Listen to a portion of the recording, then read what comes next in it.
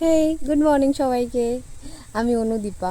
তো সকাল সকাল ঘুম থেকে উঠে একটু কাজ করেই চলে এসেছি লেবু পাড়তে। এখন আমি লেবু পারবো।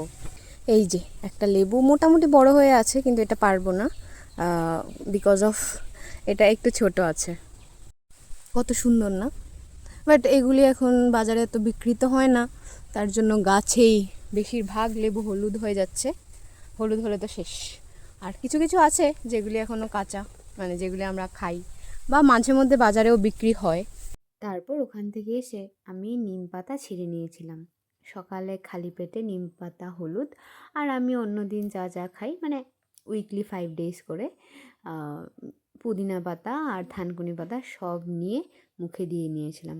নিম পাতা আমি রেগুলার খাই না, 15 ডেজে একবার বা 30 ডেজে একবার খাই। আমি আমার সুবিধা মতো খাই। তারপর জুসটা বানিয়ে নিয়েছিলাম, আর এগুলি চিবোচ্ছিলাম। আর মুখ তো পুরো, মানে কি বলবো, তিতে হয়ে আছে। তারপর খেয়ে দিয়ে একটু কাজ করছিলাম।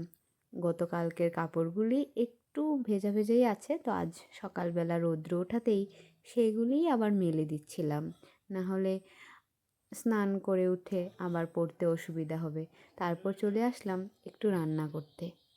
একটু চাটনি বানাবো, তো তার জন্য আমি টমেটোগুলি আর এখানে রসুনগুলি দিয়ে মানে একটু সেদ্ধ করে নিয়েছিলাম। এটা দেখো ফুলের মতো হয়ে আছে।